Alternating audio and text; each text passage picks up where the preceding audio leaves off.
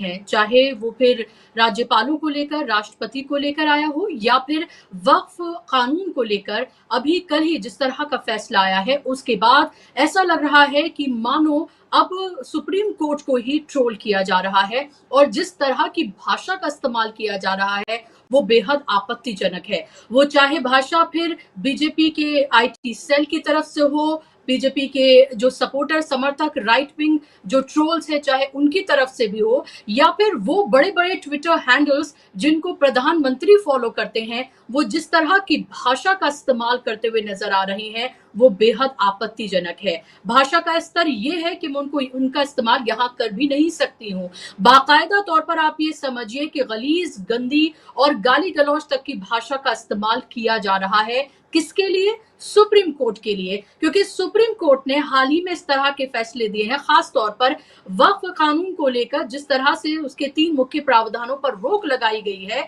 उसके बाद से उसके लिए जिस तरह के शब्दों का इस्तेमाल किया जा रहा है, ये सोचने पर मजबूर करता है कि हमारा देश किस तरफ जा रहा है। और उस पे सोने पे सुहागा जगदीप धनखड़ जो कि उपराष्ट्रपति हैं, राज्यसभा के स्पीकर हैं, उन्होंने जिस तरह की भाषा का इस्तेमाल किया है, उसको धमकाना ही कहा जाएगा, क्योंकि उन्होंने ये कहा कि क्या जो सुप्रीम कोर्ट है, जो न्यायपालिका है, क्या वो सुपर संसद बन गई है? यानी कि क्या वो संसद से भी ऊपर चली गई है? अब क्या ये दिन आ गए हैं? उन्होंने कहा कि वो राष्ट्रपति को निर्देश नहीं दे सकते हैं, क्योंकि हाल ही में एक समय सीमा तय की गई कि आप जो बिल पास कराए गए हैं, उनको चाहे राज्यपाल हो या फिर राष्ट्रपति हो, उनको हमेशा के लिए अधर में लटका कर नहीं रख सकते हैं। आपको एक समय सीमा तय करनी होगी कि आपको इनको पास करना होगा, आपको इन पर जो भी आपत्तियां हैं वो आप जताइए, लेकिन उसके बाद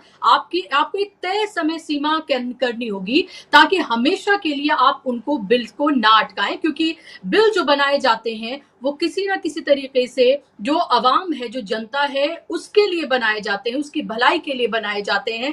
आप उस पर ऐतराज जता सकते हैं, लेकिन हमेशा के लिए उसको रोक कर नहीं रख सकते हैं। इस पर जगदीप धनखड़ ने जिस तरह की भाषा का इस्तेमाल किया है, उन्होंने ये कहा है साफ तौर पर कि भारत ने ऐसे लोकतंत्र की कल्पना नहीं की थी जहां पर न्यायाधीश कानून बनाएंगे, कार्यपालिका का काम स्वयं संभालेंगे और एक सुपर संसद के रूप में काम करेंगे। उन्होंने ये भी कहा कि संविधान का अनुच्छेद 142 लोकतांत्रिक ताकतों के खिलाफ एक परमाणु मिसाइल बन गया है। ये कहना है जगदीप धनखड़ का। मैं आपको यहाँ बताना चाहूंगी कि जो संविधान का अनुच्छेद है 142, वो सुप्रीम कोर्ट को एक तरह से वीटो देता है, एक अधिकार वो ये देता है कि वो पूर्ण न्याय करने के लिए कोई भी आदेश, निर्देश या फैसला दे सकता है, चाहे वो फिर किसी भी मामले में हो। तो उनको वो कह रहे हैं कि ये परमाणु मिसाइल बन गया है, क्योंकि जब तक फैसले जो सत्ता में बैठे लोग हैं उनके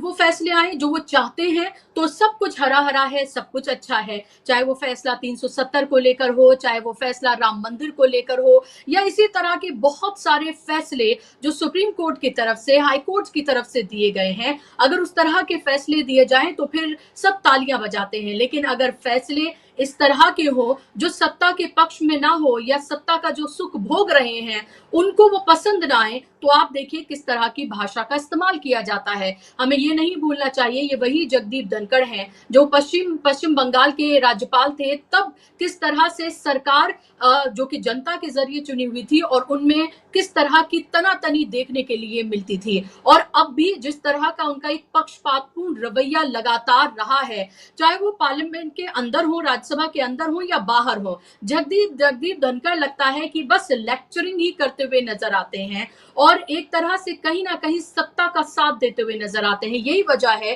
कि वक्फ को लेकर जिस तरह से फैसला आया है, अभी तो ये पूर्ण फैसला भी नहीं है, सिर्फ प्रावधानों पर फौरी रोक लगाई गई है। उसके बाद से आप ये देखिए कि बौखला गया है पूरा बीजेपी आईटी सेल, बीजेपी बौखला गई है, उसके समर्थित लोग बौखला गए हैं, राइट विंग पूरा बौखला गया है और अभद्र भाषा का, गलीज भाषा का इस्तेमाल सुप्रीम कोर्ट और उनके न्यायाधीशों के लिए किया जा रहा है, क्योंकि उन्होंने वो फैसला नहीं दिया जो सत्ता ने चाहा, या जो कानून जो बनाया उस पर एक तरह से रोक लगा दी है।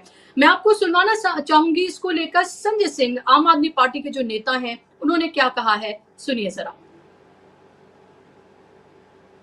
करना चाहिए। सर, एक आखिरी सवाल, जो राज्य उपराष्ट्रपति जगदीप धनखड़ जी ने आलोचना की है सुप्रीम कोर्ट की भी। देखिए, सुप्रीम कोर्ट को अधिकार है, अगर कोई गलत कानून पास होता है पार्लियामेंट के अंदर तो उसकी समीक्षा वो कर सकें। और ये गैर संवैधानिक बिल है, ये हम लोगों ने बार बार कहा था, सदन में भी, सड़क पे भी, जेपीसी में भी, और सुप्रीम कोर्ट उसी बात की समीक्षा कर रहा है। तो यहाँ पर आपने सुन लिया संजय सिंह को, बहुत छोटी सी उनकी बाइट, लेकिन मैं आपको सुनवाना चाहूंगी कपिल सिब्बल ने, जगदीप धनखड़ ने जो कुछ कहा है उस पर उन्होंने क्या कहा है, सुनिए आप जरा। बेहद जरूरी और इम्पोर्टेंट बातें उन्होंने कही हैं।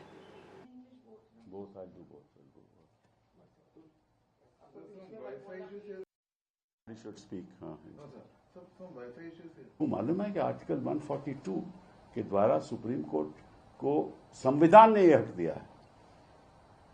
ये कोई सी सरकार ने हक नहीं दिया, संविधान ने हक दिया है टू डू कंप्लीट जस्टिस। पहली बात ये। दूसरी बात, और ये मैं देश की जनता को बताना चाहता हूं कि president of India is a titular head.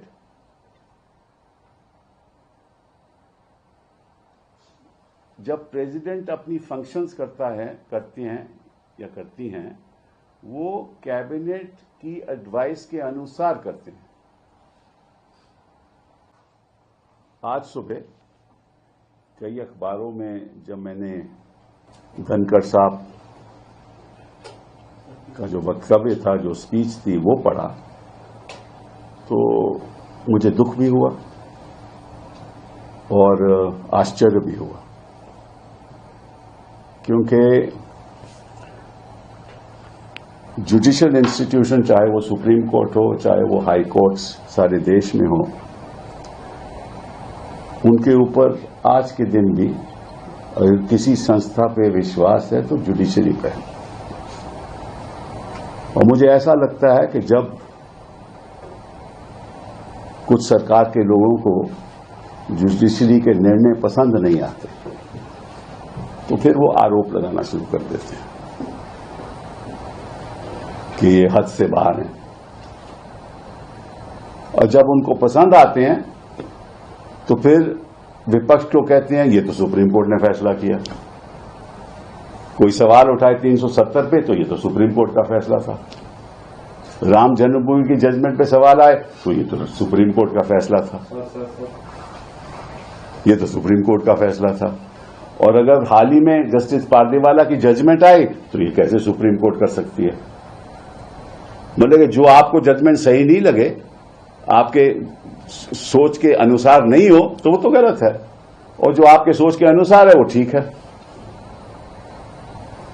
और एक कॉन्स्टिट्यूशनल फंक्शनरी को ऐसी बात कहनी मैं समझता हूं उचित नहीं है। मैं उनका बड़ा आदर करता हूं, लेकिन आपने कह दिया कि article 142 is nuclear fissile material, nuclear missile. ये कैसे कह सकते हैं आप? आपको मालूम है कि आर्टिकल 142 के द्वारा सुप्रीम कोर्ट को संविधान ने यह हक दिया है।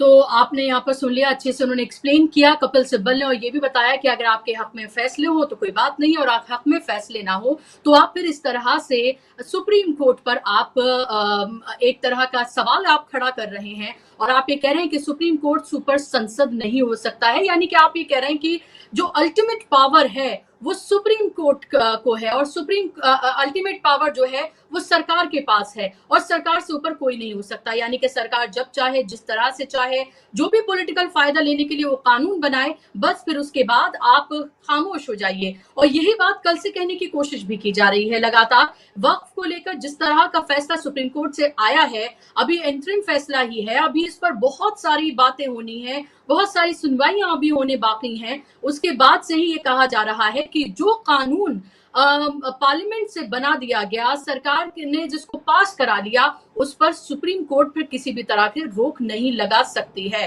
अब आप ये देखिए कि एक तरह की बहस जो है वो छेड़ दी गई है और हम ये कह सकते हैं कि न्यायपालिका और जो सरकार है, कार्यपालिका जो है वो एक दूसरे के आमने सामने एक तरह से लाकर खड़े कर दिए गए हैं। इसको दुर्भाग्य ही कहा जा सकता है। जब फैसला 370 राम मंदिर और इसी तरह के चीजों पर आते हैं तब कोई बात नहीं होती, तब अगर सवाल उठाएं तो ये कहा जाता है कि सुप्रीम कोर्ट का फैसला है, ये आखिरी फैसला है, आप सुप्रीम कोर्ट के फैसले पर कैसे सवाल उठा सकते हैं, आप सुप्रीम कोर्ट के जजेस पर कैसे आप सवाल उठा सकते हैं, सीजेआई पर आप कैसे सवाल उठा सकते हैं। लेकिन जब आपके हक में ना हो तो आप देखिए उसको किस किस लफ्जों से आप उसको नवाज रहे हैं। चलिए इसी पर आज हम चर्चा करेंगे, इसी पर बात करेंगे। इस पर बात करने के लिए मेरे साथ फिलहाल खास मेहमान जुड़ गए हैं। स्क्रीन पर आप मेहमान को ले आइए ताकि चर्चा का हम आगाज करें और बातचीत को हम आगे बढ़ाएं। फिलहाल मेरे साथ विवेक देशपांडे जी हैं, सीनियर जर्नलिस्ट हैं, जाना माना चेहरा है। कुछ ही देर में कुछ और खास मेहमान भी मेरे साथ जुड़ेंगे। विवेक जी, बहुत स्वागत आपका कार्यक्रम में। मेरा पहला सवाल आपसे ये कि जगदीप धनखड़ ने जिस तरह की शब्दावली का इस्तेमाल किया है और कल से जो सुप्रीम कोर्ट के लिए जो न्यायाधीश हैं उनके लिए जिन शब्दों का इस्तेमाल बीजेपी के ट्रोल्स करते हुए नजर आ रहे हैं, वो लोग जिनको प्रधानमंत्री फॉलो करते हैं वो सुप्रीम कोर्ट को शरिया कोर्ट कह रहे हैं, वो सुप्रीम कोर्ट को सुप्रीम कोठा कह रहे हैं और इसी तरह की बेहद अभद्र भाषा का इस्तेमाल कर रहे हैं और उस पर जगदीप धनखड़ का ये सब कुछ कहना, यानी कि अगर आपके हक में फैसला हो तो सब कुछ ठीक है, आपके हक में फैसला ना हो, आईना दिखा दिया जाए तो आप इस तरह के सवाल खड़े करने लगे। कैसे देख रहे हैं आप इस सबको? जहाँ तक बीजेपी के समर्थक या फिर जो भी ट्रोल आर्मी है उसका सवाल है, उन्होंने एक कल्चर इस देश में लाया है, बहुत बुरा खराब कल्चर इस देश में लाया है। मतलब पिछले 10 सालों में ट्रोलिंग का जो एक सिलसिला चला है सोशल मीडिया पर, उसका मेन सोर्स जो है वो बीजेपी का आईटी सेल और बीजेपी के ये सारे तथाकथित जो समर्थक है वो है। और वो किस भाषा का प्रयोग करते हैं ये आज नई बात नहीं है। मतलब वो माँ बहन की गालियाँ देने से लेके जितनी भी बुरी भाषा में किसी विरोधियों को क्रिटिसाइज किया जा सकता है वो करते हैं। अब उनके बारे में क्या कहना। और ऐसे कई ट्रोल्स हैं जिनको हमारे बड़े बड़े नेता बीजेपी के फॉलो करते हैं, कॉन्स्टिट्यूशनल पदों पर बैठे हुए बड़े बड़े नेता फॉलो करते हैं। तो ये संस्कृति की बातें करने वाले जो लोग हैं, भारतीय संस्कृति, महान भारतीय संस्कृति की बात करने वाले जो लोग हैं, वो असल में संस्कृति के रक्षक नहीं, संस्कृति के भक्षक है। और इनको कोई हिंदू संस्कृति या किसी संस्कृति से कोई लेना देना नहीं है। ये जब इनके खिलाफ कोई बात चली जाए तो ये माँ बहन पर उतर आते हैं, बस इतना ही उनको आता है। तो ये ट्रोल आर्मी के बारे में बहुत ज़्यादा हम चर्चा ना करें तो अच्छा है। जहाँ तक सुप्रीम कोर्ट के निर्णयों का सवाल है, मैं इसके लिए जगदीप धनखड़ या फिर किसी को बहुत ज़्यादा दोषी नहीं मानता। सुप्रीम कोर्ट ने अपनी इमेज खुद ये बनाई है कि इस तरह की बनाई है कि वो ज़्यादातर सरकार के साथ खड़े हुए हमने देखे हैं पिछले 10 सालों में, या फिर सरकार के खिलाफ न जाते हुए देखे हैं।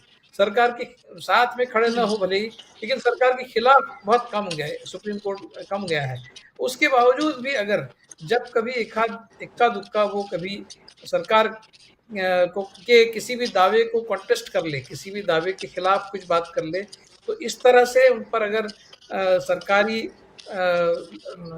पद पर बैठे हुए बड़े लोग, जिसमें हमारे राष्ट्रपति हो, उपराष्ट्रपति जो भी हो, वो और फिर बीजेपी की ट्रोल आर्मी अगर उन पर टूट पड़ती है तो उसके लिए वो खुद ही जिम्मेदार है। वो इमेज सुप्रीम कोर्ट ने अपना खुद बनाया है पिछले 10 सालों में। एक बहुत कमज़ोर सुप्रीम कोर्ट के तहत, सुप्रीम कोर्ट की दृष्टि से वो सामने आए हैं। एक बहुत ही अपराइट सुप्रीम कोर्ट जो सरकार को खरी खरी सुनाता है, ये सुप्रीम कोर्ट का इमेज पिछले 10 साल में बिल्कुल भी नहीं है। बहुत कम बार ऐसा देखा गया है कि सुप्रीम कोर्ट ने सरकार को खरी खरी सुनाई है। जैसा अमेरिका में हम देख रहे हैं कि ट्रम्प के डिसीजंस को बिल्कुल पलटा दिया जा रहा है कई कोर्ट में, और वहाँ पर तो कोई रिपब्लिकन जज होता है, कोई डेमोक्रेटिक जज होता है, वहाँ पर तो इस तरह से अपॉइंटमेंट्स होती है। उसके बावजूद वहाँ पर ट्रम्प के कई निर्णयों को पलटा दिया गया है। वो जो एक इंडिपेंडेंस है जुडिशरी का, वो हमारे यहाँ शायद कहीं पिछले 10 सालों में होता हुआ हमने देखा है। तो सुप्रीम कोर्ट को ये समझ में आना चाहिए कि वो अगर अपराइट बन के काम करे तो भी वो इनके समर्थकों से गाली खाएगा, और वो अगर इनके तरफ से बात करे तो भी वो इनके खिलाफ गाली, मतलब इतने सारे निर्णय सरकार के पक्ष में गए हैं, उसके बावजूद जब इक्का दुक्का कोई निर्णय ये सरकार के खिलाफ जाता है तो भी इस सरकार के जो समर्थक है वो उनको गाली देते हैं। तो फिर आखिर सुप्रीम कोर्ट ने क्या हासिल किया है? सरकार के साथ खड़ा होकर या फिर सरकार के खिलाफ न जाकर सुप्रीम कोर्ट ने आखिर हासिल क्या किया है? तो मुझे लगता है कि अपनी इमेज अगर वो बहुत एक स्ट्रेट फॉरवर्ड तरीके से अगर सरकार के सारे गलत निर्णयों को गलत ठहराते तो शायद सरकार के समर्थकों की आज इतनी हिम्मत न होती।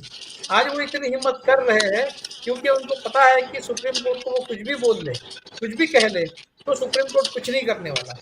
तो ये सुप्रीम कोर्ट ने अपना इमेज खुद बनाया है, मैं बहुत ज्यादा उससे सिंपैथाइज नहीं करता। जहां तक धनखड़ जी का सवाल, लेकिन विवेक जी, क्या आपको लग रहा है कि अभी हाल ही के जो 2-3 फैसले आए हैं उसके बाद सुप्रीम कोर्ट पर दबाव बनाया जा रहा है, यानी कि वो इक्के दुक्के चुनिंदा जो फैसले दे भी रहे हैं या जो बात वो कहते हुए नजर आते हैं, जो एक उम्मीद जगती है कभी कभी कि नहीं सुप्रीम कोर्ट की तरफ से भी ऐसा हो सकता है, क्या आपको लग रहा है कि उसमें भी एक तरह से हम ये कह सकते हैं कि दबाव बनाने की कोशिश जो है वो की जा रही है? मैं वही कह रहा हूँ कि सुप्रीम कोर्ट को ये समझ में आना चाहिए कि वो अगर किसी भी तरह से सरकार के खिलाफ न जाने का एक रुख उन्होंने पिछले 10 सालों में जो अपनाया है, उसके चलते भी सरकार के समर्थक या फिर सरकार में बैठे हुए लोग उनसे बहुत ज़्यादा सिंपथाइज नहीं करते, सुप्रीम कोर्ट से बहुत ज़्यादा खुश नहीं है, क्योंकि एक आध बार कभी सुप्रीम कोर्ट उनके खिलाफ चला जाए तो वो ट्रोल किए जाते हैं। तो फिर आखिर आपको प्राप्त क्या हुआ? इसमें पूरे 10 साल में आपने जिस तरह से, जिसको अंग्रेजी में प्रिजिलानिमस अप्रोच कहते हैं, उस अप्रोच से अगर सुप्रीम कोर्ट काम कर रहा है, देखिए महाराष्ट्र का आप उदाहरण देखिए, महाराष्ट्र में जिस तरह से गवर्नर के मुद्दे पर एक तो बात बड़ी कड़ी बात उस समय के जो मुख्य न्यायाधीश थे चंद्रचूड़, उन्होंने कह दी कि भाई ये अनकॉन्स्टिट्यूशनली इस तरह से काम किया है वहाँ, तब जो महाराष्ट्र के गवर्नर थे उन्होंने। तो उसके बाद लेकिन महाराष्ट्र के जो दोनों पार्टियों को तोड़ने का और उसमें जो कुछ भी हुआ उसका जो मामला है वो अभी तक सुप्रीम कोर्ट में मैंने हाथ में नहीं लिया है। पिछले 5 सालों से दिल्ली राइट्स की केसेस, बेल क्या ऑर्डर जो है उसको पोस्टपोन किया जा रहा है बार बार। अगर आप इतना सब सरकार के पक्ष में करते हुए दिखाई दे रहे हैं, उसके बावजूद जब कभी इक्का दुक्का आप कुछ सरकार के खिलाफ बात कर देते हैं, वो भी बहुत माइल्ड टोन में, फिर भी आपको ट्रोल किया जाता है। तो फिर आखिर सुप्रीम कोर्ट ने हासिल क्या किया है ये सब करके? अगर आप अपनी भूमिका पर पक्के रहते और एक बहुत ही कड़ी नज़र सरकार के सारे फैसलों पर रखकर उन सारे गलत फैसलों को गलत बताते वक्त रहते, तो आज शायद इतनी हिम्मत लोगों की आपके खिलाफ बात करने की नहीं होती। लेकिन आपने अपना इमेज खुद बनाया है, तो मैं सुप्रीम कोर्ट के साथ मेरी बहुत ज़्यादा सिंपैथी नहीं। लेकिन धनखड़ साहब, आप देखिए, ये बोल रहे हैं कि भाई सुप्रीम कोर्ट क्या निर्णय करेगा, भाई 142 का जो मालिक है, उनको जो पावर दिया गया सुप्रीम का, जो कंप्लीट जस्टिस का, वो तो है उनके पास। आप अगर जस्टिस करते हुए नहीं दिखाई दे रहे हैं, तो आखिरकार सुप्रीम कोर्ट को अगर कहीं जस्टिस करने की एक कंपल्सिव एक तरह की सिचुएशन बन जाती है कि यहाँ तो करना ही होगा। मतलब रवि वाला जो मामला है, उसमें कोई भी सुप्रीम कोर्ट कितना भी डरपोक सुप्रीम कोर्ट रहे, कितना भी कमजोर सुप्रीम कोर्ट रहे, वो रवि का फैसला जो है, तमिलनाडु के जो गवर्नर है, वो कुछ सही तो नहीं ठहरा सकता, कोई किसी ग्राउंड पर सही नहीं ठहरा सकता। तो आपको तो पर फोर्स उस रवि के एटीट्यूड को, रवि के कंडक्ट को गलत तो ठहराना ही था, तो आपने ठहराया। तो इस तरह से अगर आप, जाहिर सी बात है, तो जी मैं आपके पास लौट रही हूँ विवेक जी। मैं आपके पास लौट रही हूँ कुछ और सवालों के साथ। आपने महत्वपूर्ण बातें कही है कि वो जिस तरह का पूरा उनका रवैया था, उसको किसी भी तरीके से ठीक नहीं ठहराया जा सकता है। मेरे साथ 2 और खास मेहमान जुड़ गए हैं। अरुण अग्रवाल जी हैं, सुप्रीम कोर्ट के लॉयर हैं, एक्टिविस्ट हैं, जाना माना चेहरा है, पहली बार कार्यक्रम में जुड़े हैं। अरुण जी, बहुत स्वागत आपका कार्यक्रम में। मेरे साथ सिद्धार्थ शर्मा जी जुड़ गए हैं, पॉलिटिकल एनालिस्ट हैं और जाना माना चेहरा है। सिद्धार्थ जी, आपका भी बहुत स्वागत कार्यक्रम में। अरुण जी, मेरा सवाल आपसे ये कि जगदीप धनखड़ का जिस तरह का वक्तव्य है, क्या आप उसको धमकाना कहेंगे? क्योंकि जिस तरह की भाषा का उन्होंने इस्तेमाल किया है, जब वो स्पीकर के तौर पर राज्यसभा में होते हैं तब वो विपक्ष को धमकाते हुए नजर आते हैं, और उसी तरह की उनकी भाषा होती है, लेक्चरिंग करते हुए नजर आते हैं। जब वो बाहर हो तो तब भी वो लेक्चरिंग करते हुए नजर आते हैं और कह रहे हैं कोर्ट को कि आप सुपर संसद नहीं बन सकते हैं। क्या हमें लोकतंत्र में ये दिन अब देखने रह गए थे कि अब आप हमें बताएंगे और राष्ट्रपति को आप निर्देश देंगे? तो क्या राष्ट्रपति को, राज्यपाल को क्या निर्देश नहीं दिए जा सकते हैं? और ये जो भाषा का इस्तेमाल किया जा रहा है, चाहे बीजेपी के ट्रोल्स हो, शरिया कोर्ट, सुप्रीम कोर्ट, इस तरह के शब्दों का जो इस्तेमाल किया जा रहा है, सबको आप कैसे देख रहे हैं? और लोकतंत्र के लिए, संविधान के लिए कितना खतरनाक आप इसको मानते हैं? नमस्कार बुशरा जी। देखिए, ये लोकतंत्र के लिए तो बहुत खतरनाक है ही, लेकिन धनखड़ साहब एक सीनियर लॉयर डेजिग्नेटेड हैं सुप्रीम कोर्ट के, और उनकी ऐसा नहीं है कि खाली डेजिग्नेटेड थे।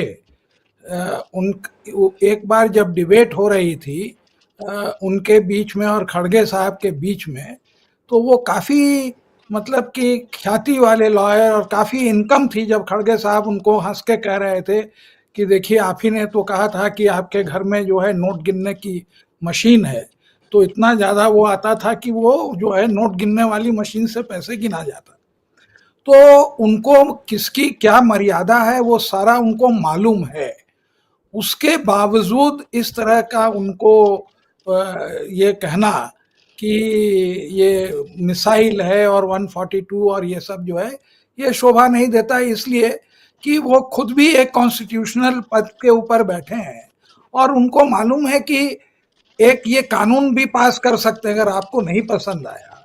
तो जैसे 2 बार हुआ सुप्रीम कोर्ट में अभी हाल में, एक बार दिल्ली का जब लेफ्टिनेंट गवर्नर के पावर्स के ऊपर जब आम आदमी पार्टी के फेवर में जजमेंट दिया गया, तो उसके हफ्ते भर के अंदर में जो है एक संशोधन लाके जो है लेफ्टिनेंट गवर्नर को पावर वो रिस्टोर कर दिया गया। दूसरी बार जब चुनाव आयोग का जब वो करना था ये, तो उसमें चीफ जस्टिस एक 3rd मेंबर थे, उसमें भी उन्होंने कानून बदल दिया। तो अगर उनको नहीं समझ में आता है कि ये जो है, जो पारदीवाला साहब का जो जजमेंट था डबल बेंच का, तो ये कानून लाके उसको बदल दें, उसमें क्या जाता है, फिर देखा जाएगा। दूसरा उपाय इनके पास है कि इसके खिलाफ जो है ये रिव्यू पिटिशन में चले जाएं। रिव्यू पिटिशन के बाद भी एक इनके पास वो रहता है कि वो जाके, तो वो सब इनके पास सारे कॉन्स्टिट्यूशनल उपाय हैं। उनको ये भी मालूम है कि एक जज आपको जवाब नहीं दे सकता है, वो कोर्ट ही से वो जवाब देता है, तो उसका भी आपको जो है फायदा नहीं उठाना चाहिए।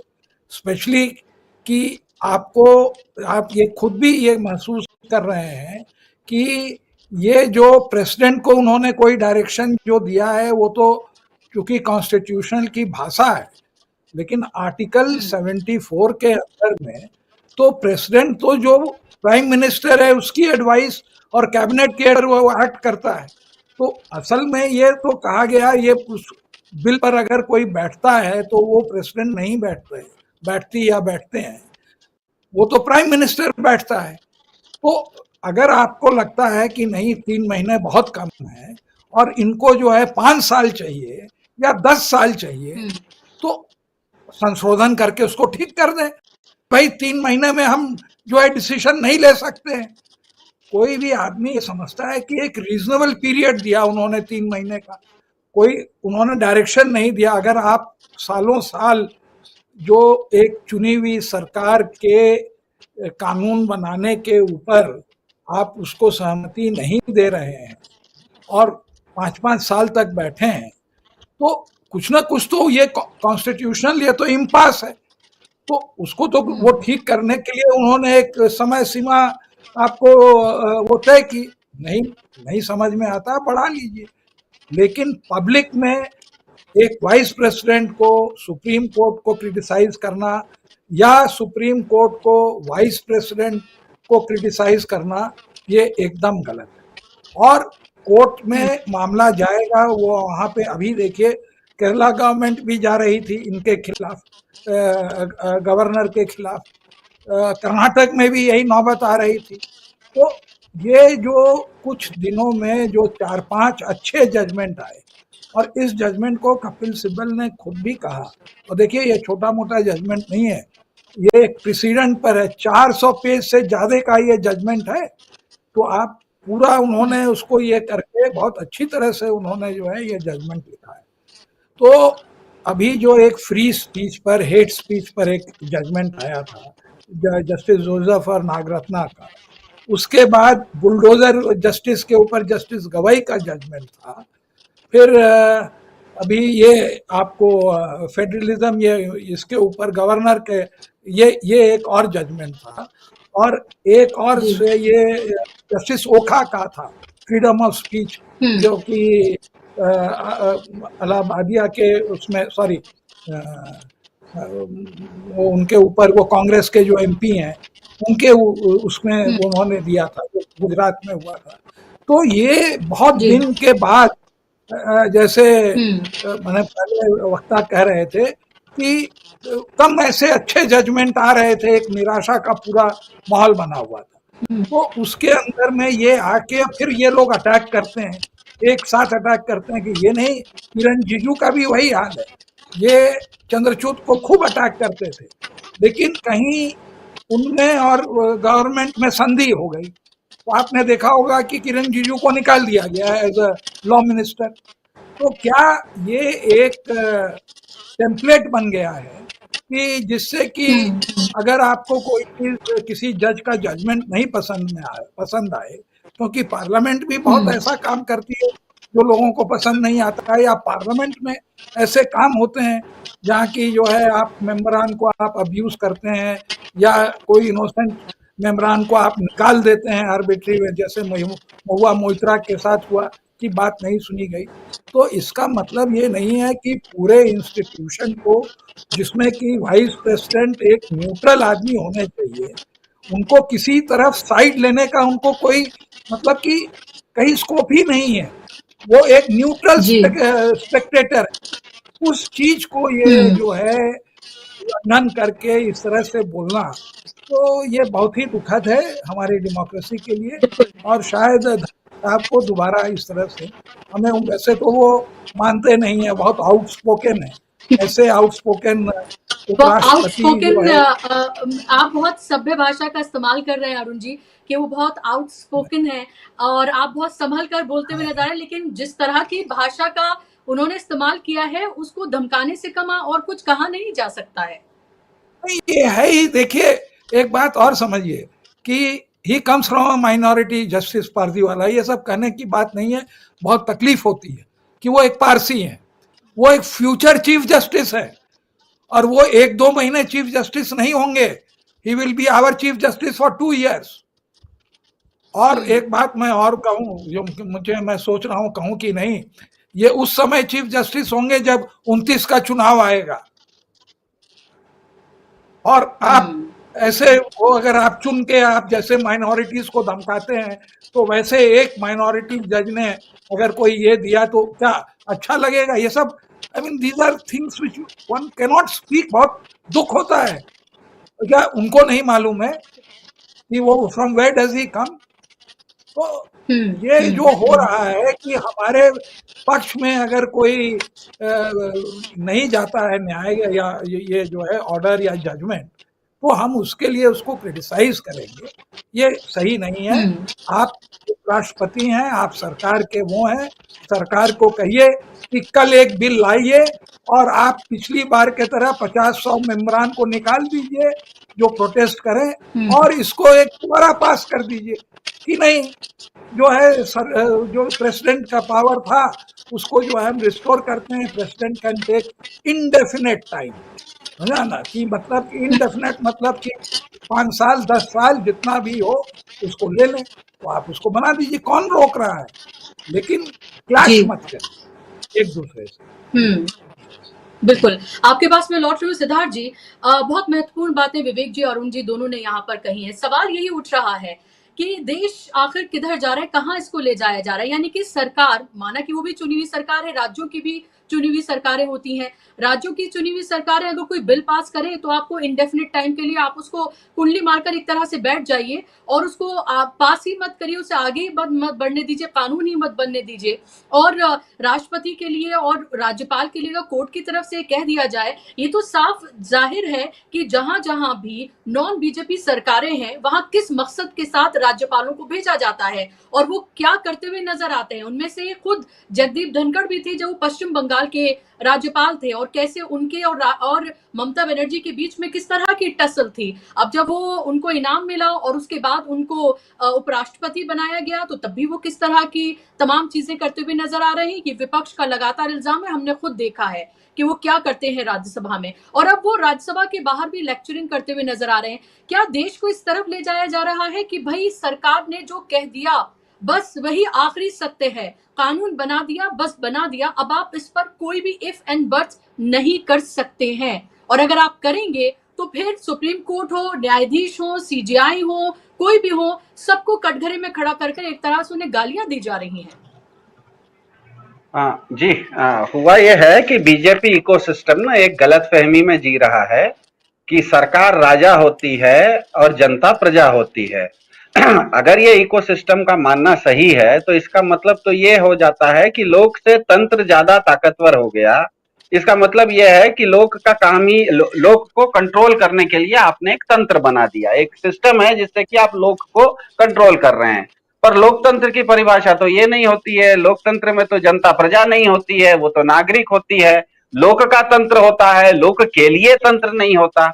ये सब चीज होते हुए भी अगर आज जिस तरह से धनखड़ जी ने बोला, इसको मुझे याद आता है कि आप अगर क्रिकेट, आजकल आईपीएल चलता है, सब लोग क्रिकेट बहुत देखते हैं, किसी फास्ट बॉलर पर ना लगातार अगर बैट्समैन एक दो छक्का मार देता है तो फास्ट बॉलर खिसिया जाता है और फिर वो बाउंसर मारना शुरू करता है और सारे बाउंसर नो बॉल हो जाते हैं। तो हुआ यह है कि खिसियानी बिल्ली खंबा नोचे वाली स्थिति है। सीधी सी बात है कि मेरे पास अगर पैसा है तो मैं कार का मालिक भले हो सकता हूं, लेकिन कार चलाने के लिए एक ड्राइवर होता है, वो मुझसे अच्छा कार चलाता है। और कभी अगर मेरी कार खराब हो जाए तो ना तो ड्राइवर ठीक कर सकता है ना तो मालिक ठीक कर सकता है, आपको एक मैकेनिक की जरूरत होती है। इसीलिए भारत में इस तरह की व्यवस्था है कि विधायिका कोई कानून बनाती है, कार्यपालिका उस कानून को लागू करती है और न्यायपालिका उस कानून की परिभाषा करती है। भारत में तो हर कानून जो है वो राष्ट्रपति के हस्ताक्षर के बाद ही कानून बनता है। हमको पता है, संसद ने भी अगर कोई कानून बना दिया तो उसके बाद तो राष्ट्रपति का हस्ताक्षर होने के बाद ही वो कानून लागू होता है। तो मोदी जी ने जब 3 किसान कानून वापस ले लिए तो क्या उन्होंने राष्ट्रपति की अवहेलना कर दी? क्योंकि वो कानून भी तो राष्ट्रपति के सिग्नेचर से बना था। मोदी जी ने अगर 3 किसान कानून राष्ट्रपति के सिग्नेचर के बाद बने हुए कानून को वापस ले लिया तो इसका मतलब मोदी जी ने तो राष्ट्रपति जी की अवहेलना कर दी। बीजेपी इमरजेंसी के खिलाफ खड़ी थी। इमरजेंसी के समय बीजेपी जेल में भी बीजेपी के लोग गए तो वो इमरजेंसी भी तो राष्ट्रपति के हस्ताक्षर से लागू हुई। तो बीजेपी क्यों नहीं कहती कि इमरजेंसी सही थी? तो बीजेपी ये कहे कि भाजपा ये कह रही है क्या कि भाजपा तो राष्ट्रपति की अवहेलना कर सकती है लेकिन दूसरा कोई करे तो गलत है, ये तो नहीं कह सकती। मेरे ख्याल से देखिए, खिसियानी बिल्ली खंबा नोचे वाली बात है। बीजेपी अगर ये कहती है कि हमने धारा 370 हटा के भारत में हम शांति ले आए, तो बीजेपी को अगर लगता है कि न्यायपालिका के पास धारा 142 एक है जिसके चलते समस्या हो रही है, तो धारा 142 को हटा के दिखा देना। जैसे 370 को हटा दिया वैसे 142 को हटा दे। वो हटाने में दिक्कत क्या है? दिक्कत क्या है बताता हूँ। दिक्कत ये है कि खुद ही वो 240 के बैसाखी पर खड़ी है। तो मेरे ख्याल से उपराष्ट्रपति धनखड़ जी उपराष्ट्रपति बाद में बने, वकील भी बाद में बने, लेकिन सबसे पहले वो बीजेपी इकोसिस्टम के मेंबर बने। तो बीजेपी के इकोसिस्टम के साथ ये दिक्कत है कि वो सत्ता को सेवा करके कभी नहीं समझती है। उसको लगता है सत्ता का मतलब सजा देना, सत्ता मतलब सेवा, और एक तरफ होता है सत्ता मतलब सजा। दोनों में बहुत अंतर है। इस देश में सजा देने का हक केवल और केवल न्यायपालिका को है। हमने कभी नहीं सुना कि किसी सूबे का मुख्यमंत्री या देश का प्रधानमंत्री किसी को फांसी दे दिया। फांसी देना भी अगर होता है तो न्यायपालिका देती है।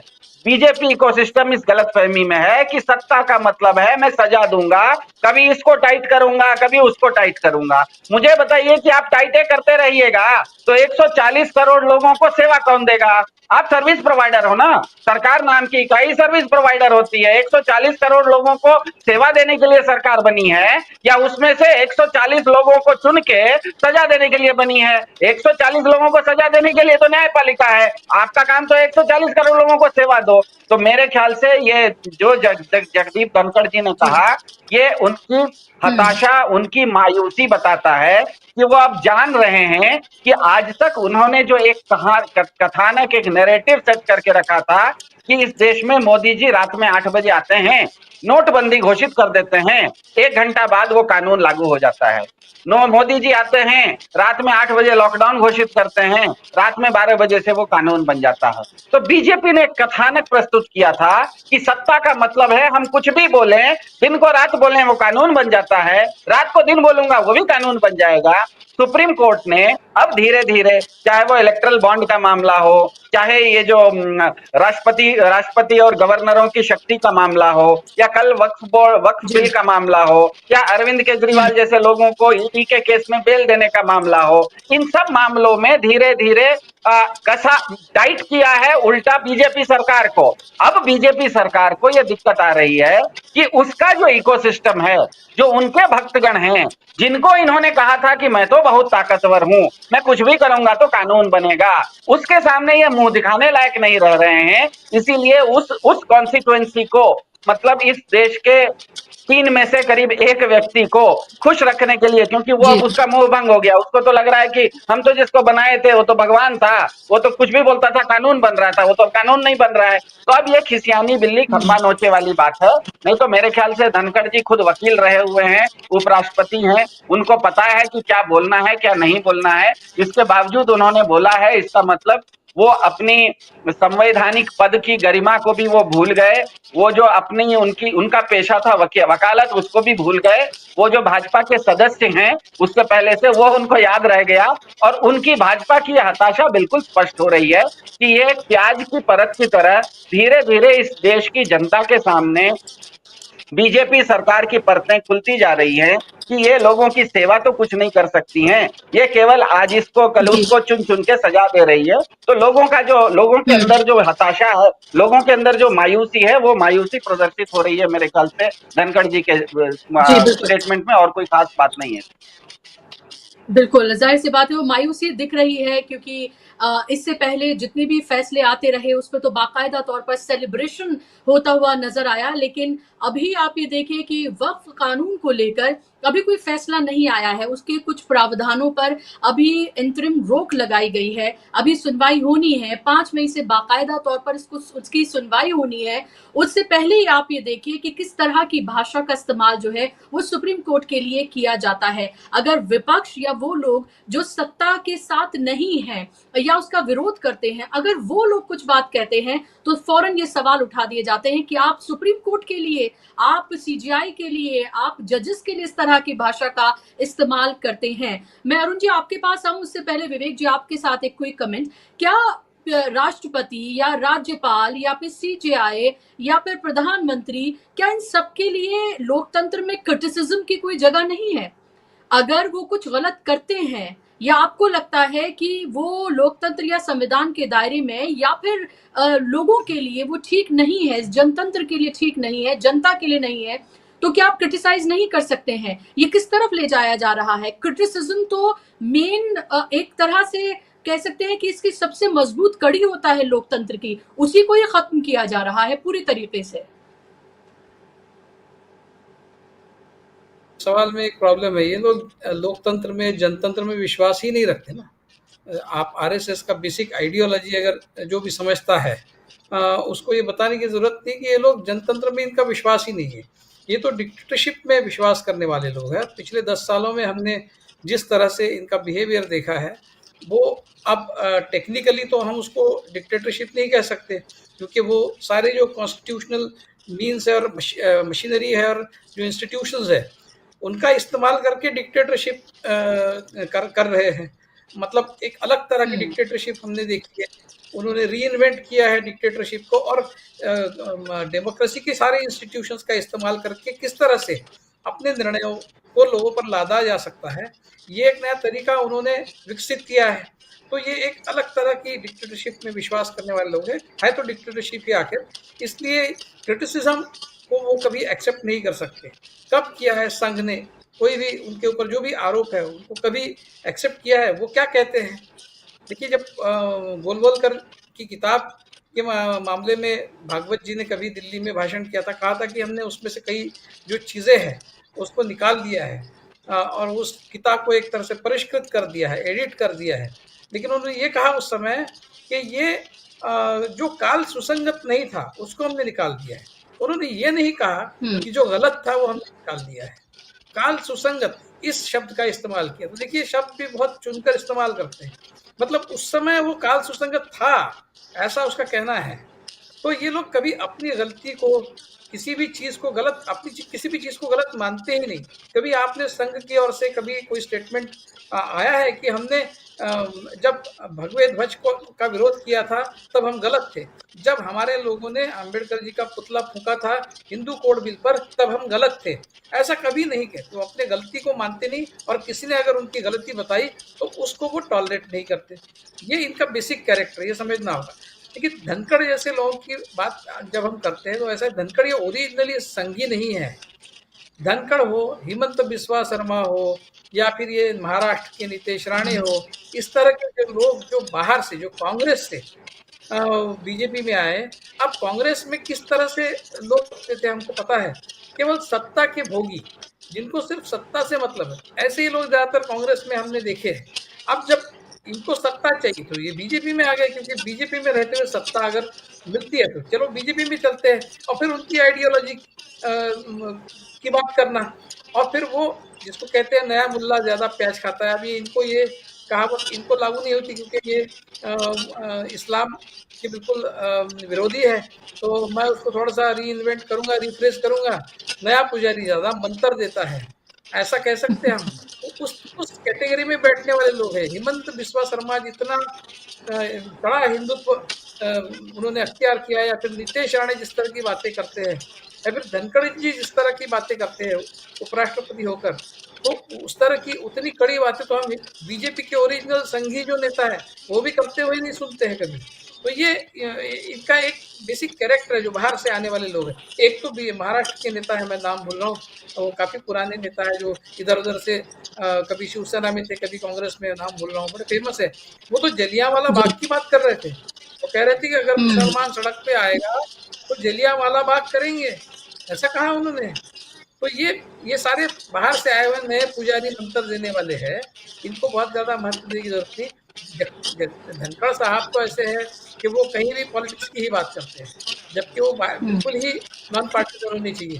करण सिंह की एक किताब उपनिषद पर, उसका उद्घाटन उन्होंने, विमोचन उनके हाथ से हुआ था, वहां पर भी वो कांग्रेस पर टीका टिप्पणी कर बैठे।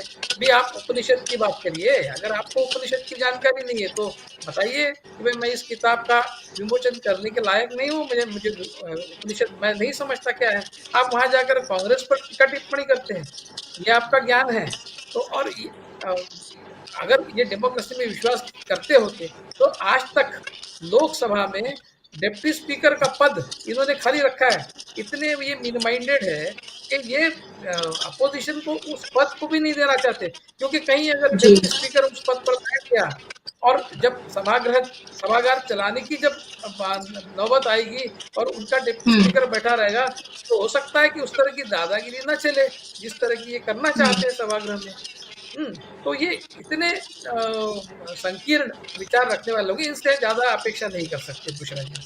जी बिल्कुल, आपने बहुत सही बात कही कि इनसे बहुत ज्यादा उम्मीद नहीं की जा सकती है। लेकिन फिर ये सवाल उठता है अरुण जी की क्या फिर जुडिशरी दबाव में काम करेगी? अगर उपराष्ट्रपति इस तरह की बातें कहते हुए नजर आए, BJP IT cell, BJP trolls इस तरह की बातें करें, और ट्रोल्स कोई ऐसे वैसे नहीं है, उनको प्रधानमंत्री फॉलो करते हैं। प्रधानमंत्री तो हर हमने देखा है किसी को भी फॉलो कर लेते हैं, लेकिन वो उनको फॉलो करते हैं, और वो अगर इस तरह की बातें करें, अगर बाकायदा तौर पर 2 दिन से इसको ट्रेंड कराया जाए, टॉप ट्रेंड करे ये, तो क्या आपको लगता है जुडिशरी पर इसका कोई दबाव पड़ेगा? हाल ही में जिस तरह के फैसले आए हैं, क्या आगे आने वाले वक्त में हम इसके कुछ उलट होता हुआ देखेंगे?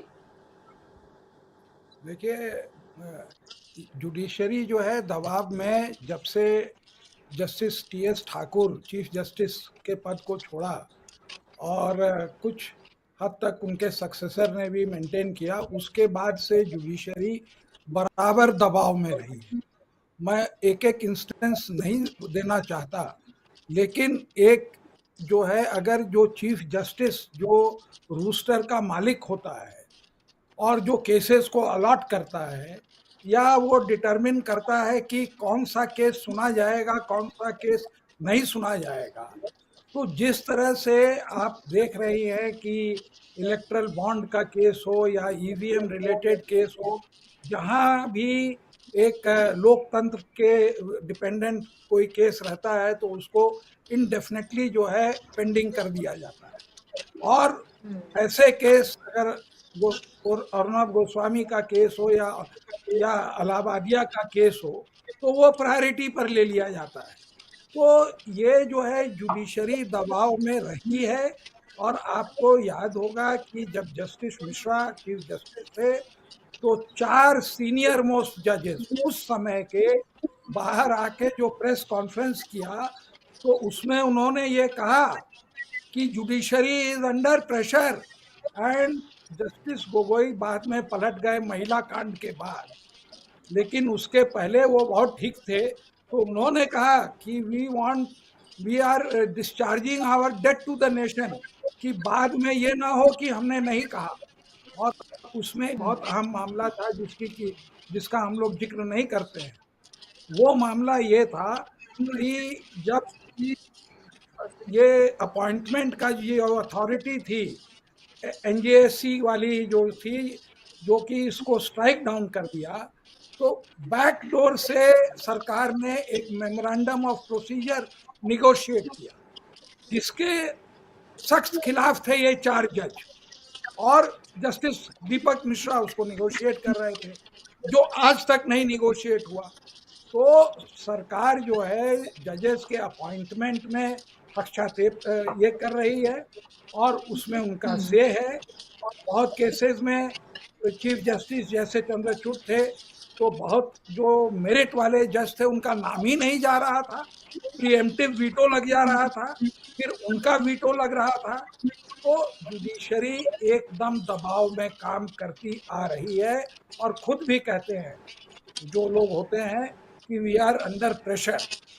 वही बात कहा गया जो बेल नहीं दिया जाता है, कि भाई you are working under pressure. तो ये कोई नई बात नहीं है। हुआ क्या कि justice Pardiwala had broken the mould, कि उनको ऐसी उम्मीद कभी नहीं थी कि कोई आदमी इस तरह की कंप्लीट जस्टिस करेगा। ये 142 की बात कर रहे हैं, आर्टिकल 142, तो उसी के अंदर में तो राम जन्मभूमि का भी जजमेंट हुआ था। तो उस समय क्यों नहीं कहा कि it has become a nuclear missile? उस समय तो कहना चाहिए था ना। तो आपके अगर फेवर में जाए तो 142 वाह वाह, और अगर आपके खिलाफ जाए तो वो मिसाइल हो गया। It is not expected of a senior council, है ना। पार्लियामेंट में भी देखते हैं, अच्छा नहीं लगता है जब वो खड़गे साहब बोलते हैं, तो मतलब कि जिस तरह का कन्फ्रंटेशन होता है, यू हैव टू उनको डेफर करना चाहिए to his age, to his being leader of opposition, to that man's sacrifice in life, and last but not least, he comes from a deprived community. लेकिन नहीं, कोई चीज का ख्याल ही नहीं। तो ये सब चीजें जो हम लोग देख रहे हैं बीजेपी के उसमें, ये we are heading towards a new look। तो उसी में एक ये भी है। किरण रिजिजू को ही जब भी क्रिटिसाइज करना है तो वो तो मतलब कि एकदम इसी के लिए बने हुए हैं कि किसी जज को अगर करना हो तो कभी कह देंगे ओ जजेस आर नॉट इलेक्टेड। तो भाई किसको नहीं मालूम, तो पूरी जुडिशरी को बंद कर दीजिए, या आप संशोधन ले आइए अमेरिका के तरह, यहाँ भी जो है जजेस विल बी इलेक्टेड, उनका भी इलेक्शन होगा, तो देखते हैं कैसी जस्टिस होती है। जी जी बिल्कुल, आपने बिल्कुल सही कहा। और अभी भी जब वक्फ कानून को लेकर सुनवाई शुरू होने वाली थी, उससे पहले भी उन्होंने जिस तरह की भाषा का इस्तेमाल किया किरण रिजिजू ने, वो भी एक तरह से धमकाने वाली थी। यानी कि आप ये कह रहे हैं कि सरकारें अपनी मर्जी के लिए, राजनीतिक फायदे के लिए किसी भी तरह से कोई भी कानून, सिर्फ आपके पास क्योंकि नंबर है, आपके पास वो शक्ति, वो नंबर की है, आप कोई भी कानून पास करा लें और आप उसका राजनीतिक पूरा फायदा लें, जो लगातार हो रहा है। और अभी विपक्ष मजबूत है, तब भी आप ये देखिए कि क्या हश्र है पार्लियामेंट के अंदर, किस तरह से कब और कैसे बोलने दिया जाता है। और इससे पहले की अगर हम बात करें तो 140 से ज्यादा सांसदों को आप बाहर का रास्ता दिखाकर, अपनी मनमर्जी चलाकर, एक तरह से डिक्टेटरशिप की तरफ आप ले जाकर और कोई भी कानून आप पास करा लें, और फिर उसके बाद आप एक तरह से कोर्ट को धमकाते हुए भी नजर आ रहे हैं कि आप हस्तक्षेप ना करें, अगर हम हस्तक्षेप करेंगे आपके कानून में तो फिर क्या। तो लास्ट कमेंट आपका, और फिर मैं कार्यक्रम को वाइंड अप करूंगी। सिद्धार्थ जी, लास्ट कमेंट आपका, क्या कहना चाहेंगे इस सब पर आप? हाँ जी, सबसे पहले तो न्यायपालिका पर कितना दबाव है या नहीं है, ये जानने के लिए तो जज लोया जी से पूछना पड़ेगा कि उनके ऊपर कितना दबाव था। अब हम पूछ नहीं सकते उनसे, लेकिन तो अगर सच में न्यायपालिका पर दबाव है या नहीं तो जज लोया साहब से पूछना पड़ेगा। दूसरी बात ये कि एक साधारण सा सिद्धांत होता है कि दुनिया में 3 तरह के लोग होते हैं। अधिकतर लोग शरीफ होते हैं, थोड़े बहुत लोग धूर्त होते हैं और बहुत कम मात्रा में बदमाश होते हैं। दुनिया भर में क्रिमिनल्स जिसे बदमाश कहा जाता है वो 2% से कम होते हैं। 98% ज्यादातर 90% लोग शरीफ होते हैं और 8% लोग धूर्त भी होते हैं। अब धूर्तता के साथ समस्या ये है कि वो हमेशा शराफत के कंधे पर ही आगे बढ़ सकती है, क्योंकि चोर अगर चोर की तरह दिखेगा तो चोरी कैसे कर पाएगा, तो चोर को तो शरीफ जैसा ही दिखना पड़ेगा तभी वो चोरी कर पाता है। रामायण इसका सबसे बड़ा उदाहरण है कि सीता जी का जब हरण करना था तो रावण अपने 10 सिर और 20 हाथ से तो नहीं आया था, वो तो साधु बन के आया था। तो मेरे ख्याल से बीजेपी के पूरे इकोसिस्टम के साथ ये दिक्कत है, जैसे कि अरुण अग्रवाल जी ने कहा कि 142 में जब राम मंदिर का जजमेंट आता है तब तो 142 अच्छा है, लेकिन 142 के अंतर्गत अगर वक्फ का जजमेंट आता है तो वो अगर बुरा है, तो इसका मतलब ही है कि भाजपा अभी आज की स्थिति में उसकी धूर्तता जो है वो बाहर आने लगी है। इतने दिन तक वो जो शराफत के कंधे पर चढ़ के अपने आप को शरीफ दिखा रही थी, उसकी धूर्तता अब बाहर आने लगी है। अब ये भी पता लगने लगा है कि वो जो 400 पार का नारा दे रही थी वो इसीलिए दे रही थी क्योंकि उसको इस तरह की चीजें संविधान से हटानी थी। उसको हटानी थी 142 क्योंकि उसके पास पूरी सत्ता चाहिए थी। उसको हटाना था इस देश से आरक्षण क्योंकि उससे उनका जो ब्राह्मणवाद है उस पर चोट पहुंच रही थी।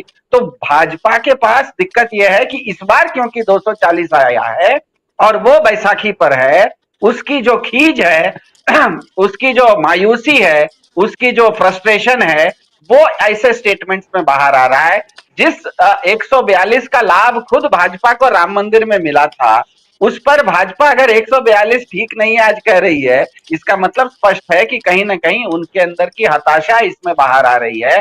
और अगर फिर से मैं कह रहा हूं कि राष्ट्रपति, भारत में कोई भी कानून राष्ट्रपति के सिग्नेचर के बाद ही वो लागू होता है, तो अगर राष्ट्रपति के बात को अवहेलना ही करनी है तो भारत में नरेंद्र मोदी जी ने 3 किसान कानून जो टेलीविजन पर आके उन्होंने वापस ले लिया, तब तो उन्होंने राष्ट्रपति के हस्ताक्षर का राष्ट्रपति की अवहेलना की। तो ऐसा तो नहीं हो सकता ना कि मोदी जी तो राष्ट्रपति की अवहेलना कर सकते हैं लेकिन भारत की न्यायपालिका 142 के अंतर नहीं कर सकती। तो ये जो भाजपा का पाखंड है ये बाहर आ रहा है और मेरे ख्याल से अच्छा है।